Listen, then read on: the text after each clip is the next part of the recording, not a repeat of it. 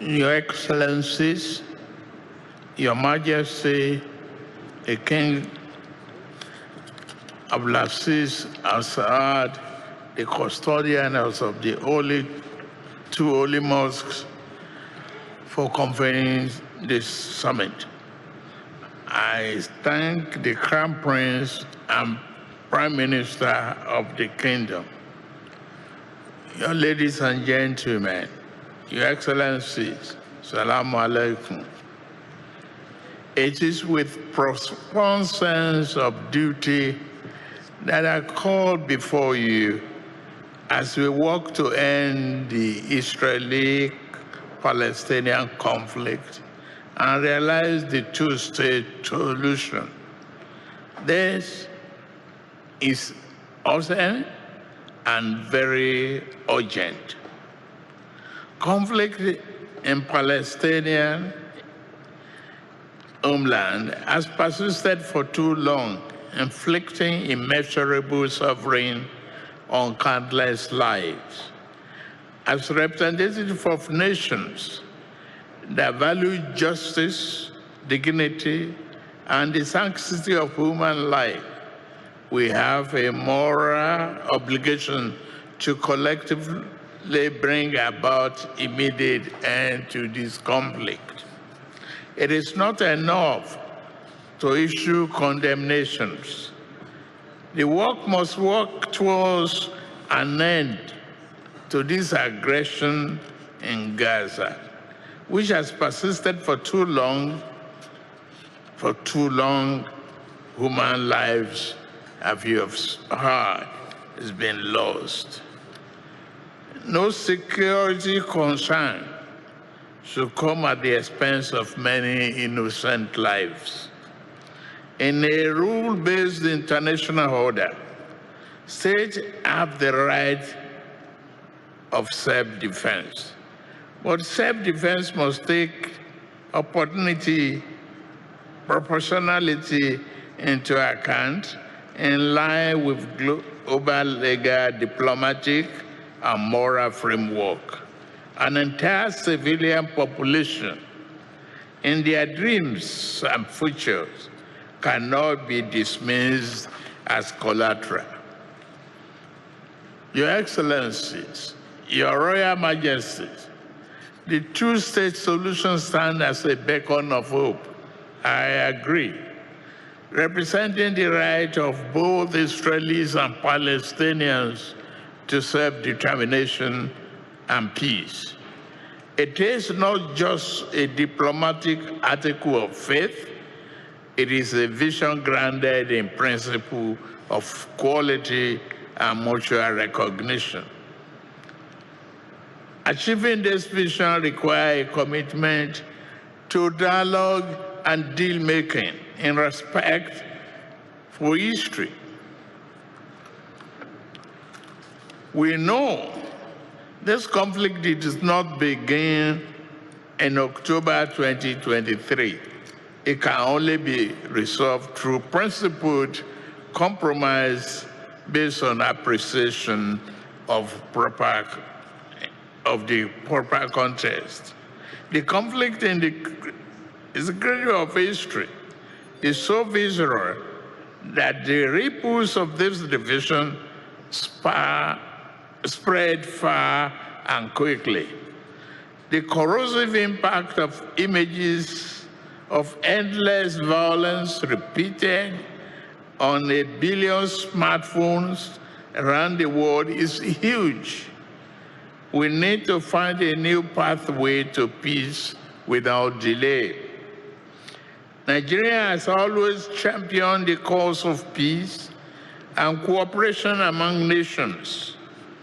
Our own experiences, domestically and regionally, have taught us that identity politics are no substitute for respecting the nuances of diversity.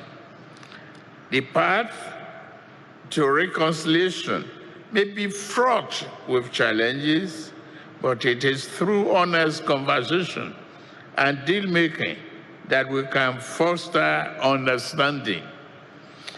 The international community has the opportunity to bear the new resolution. Your Highnesses, let us forget the human cost of this conflict. We must prioritize the voices of the families torn apart. The children who grew up in fear and the communities that for long rescue for stability. It is our responsibility to advocate for their rights, build a future where their dreams are no longer stifled by nightmare. I call upon all of us to come together in solidarity, to stand firm in our resolve, and to work towards peaceful coexistence, free from fear and violence. Together we can turn the vision of a two-state solution into reality. I say until then, we cannot relent. Finally, Nigeria calls for a creation of a dedicated secretariat. Thank you, Our Royal Majesty. Please do this on a long-term basis so that the selected head of government who travel globally can first support, oversee the implementation of the summit's resolution, and provide regular report to joint OIC and Arab leadership until permanent peace is achieved. So I submit. I thank you all for listening. Salam alaikum. In the name of Allah, the Beneficent, the Merciful, dear brother, Your Royal Highness Prince Mohammed bin Salman bin Abdulaziz Al Saud, the Crown Prince of the Kingdom of Saudi Arabia, and the Prime Minister of Saudi Arabia.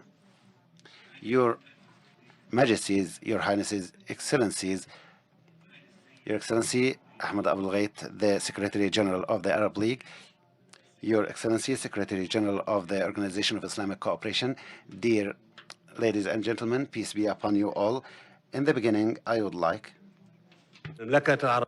to thank the Kingdom of Saudi Arabia for hosting this summit in this complicated circumstances and continuous aggression for over a year against the Gaza Strip and the West Bank and Lebanon, with this huge silence from the international community and their failure to assume responsibility towards this serious threat to international safety and security. Our citizens in the Arab and Islamic countries and in all of the free conscience countries all over the world are asking, and they have all the right to ask, about the feasibility of any talk about justice and fairness in the light of what they are witnessing, the daily shedding of the blood of children, women, and elderly. We say it openly and frankly. The future of the region and the whole world is at a brink of a dangerous situation and at the crossroads because of the aggression that is non-stopping against Palestinian and Lebanese territories. Your Majesties, Your Highnesses, Your Excellencies, Egypt openly condemns the campaign of systematic killing against civilians in the Gaza Strip. And on behalf of Egypt, I announce it openly that we will stand against any plans or plots that targets the extermination of the Palestinian cause, whether through expelling civilians or local citizens, or preventing or expelling them to other places that are not well prepared for life. This is something that we will never accept. And we reiterate again that it is an important condition to achieve safety and peace and security to a region, that to move from a region of conflict to a region of peace and development. This condition is the establishment of the independent Palestinian state as per the borders of 1967 with East Jerusalem as its capital. Your Majesties, Your Highnesses, Your Excellencies, Egypt is fully committed and devoting itself entirely to provide support for our brothers and to support the stability of the Lebanese government, especially the Lebanese army, in order to end devastation that is being conducted against the Lebanese people and to intensify our efforts for an immediate ceasefire and the full implementation without any selectivity to the UN resolution number 1701. At the conclusion of my speech, I'd like to speak not only to the Arab and Islamic peoples, but also to the heads and leaders of all of the world's peoples. And I'd like to say to all of you that Egypt, that was responsible for the peace path and launching the peace path in the region for years and decades and continues to preserve it, is still holding on to peace as the only and sole solution for our region. Peace that is based on fairness, justice, and the retrieval of legitimate rights and the full commitment to the UN international law procedures.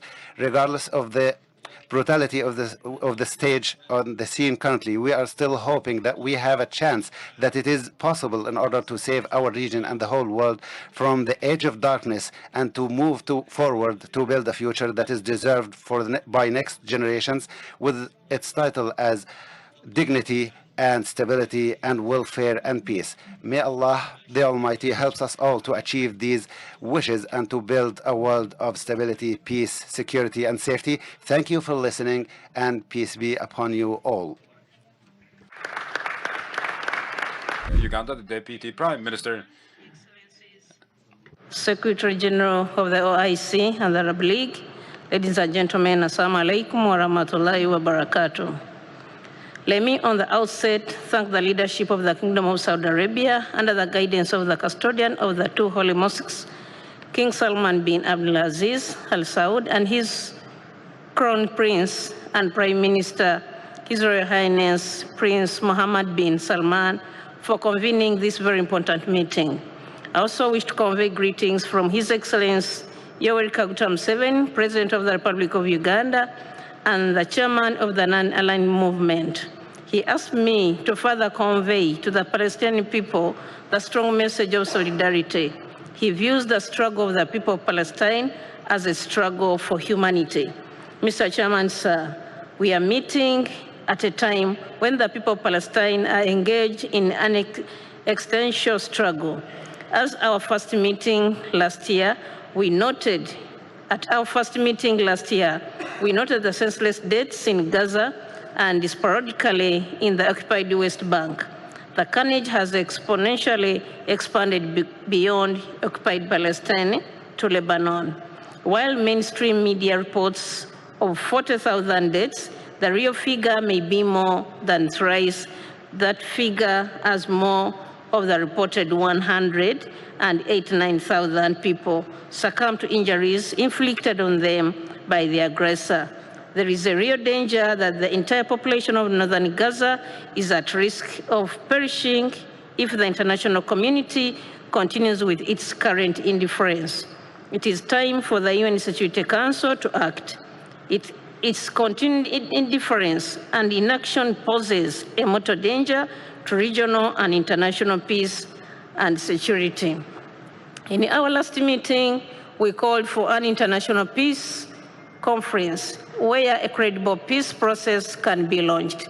This process will require Israel to show commitment to negotiations in good faith. History is repeated with missed opportunities and frustrated efforts. We recall that the United Nations General Assembly at its 186th meeting on December 11, 1948, adopted resolution number 194. This resolution, among others, calls for the establishment of United Nations Conciliation Commission to facilitate the peace process between Israel and Arab states, to drive forward the efforts of Mr. Volker Bernadotte, who had been assassinated. Assassinations have been since then become cynical means to frustrate the peaceful process. Key figures that would have moved the peace process forward have been assassinated. For example, we have the late Issam Satawi, murdered in 1983 in Portugal, Yasser Arafat, Ismail Haniyeh, and Yahya Sinwar. It is important that for the peace process to be meaningful, there has to be clear and deliberate confidence-building measures for both parties, especially Israel. Assassinations and reckless bombings must stop. This will help endanger a level of necessary dignity and goodwill. Peace with dignity is the only durable peace. Israel's hope that she can humiliate Palestinians into defeat is misguided. No people are defeated unless they admit defeat. No occupied people whose dignity is violated every day can do that. Mr. Chairman, the situation in occupied Palestine has never been as dire as it is today. Deprivation of social services, denial of humanitarian aid, destruction of infrastructure, schools and hospitals is now complete. Jewish groups have started moving into new neighborhoods as settlers. They want to take over Gaza, much in the same manner they have done elsewhere in Palestine and the Golan Heights. In the recent past, Israel Parliament enacted a law banning the United Nations Relief and Works Agencies for Palestinian refugees in the Near East. This agency, as all are aware, was created and mandated by the UN General Assembly in 1949 with the mandate of providing human development assistance and services to Palestinian refugees. UNWRA has had a very precarious existence since its inception. Israel has leveled a lot of misinformation and disinformation against it as its staff. In several cases, its staff has suffered death and criminal assault at the hands of occupier. Uganda rejects this practice by Israel. This blatant violation of international humanitarian law is unacceptable. It violates all norms of international law and Fourth Geneva Convention. As an occupying power, Israel should be compelled by the international community, United Nations Security Council, in particular, to protect civilians and facilitate humanitarian access to those in need. The ban is illegal and should not be allowed to stand. In conclusion, Mr. Chairman, I wish to restate Uganda's commitment to the Palestinian cause and the wider peace in the region. In this regard, we call all the immediate ceasefire and withdraw of all Israeli forces from Gaza, cessation of hostilities in Lebanon, and access to humanitarian aid for the people of Gaza. We also call on Israel to desist from establishing Jewish settlements in Gaza and the re-establishment of social services, including health power, among others. I once again wish to thank the Kingdom of Saudi Arabia for convening this meeting. I thank you. Assalamu alaikum wa rahmatullahi wa barakatuh.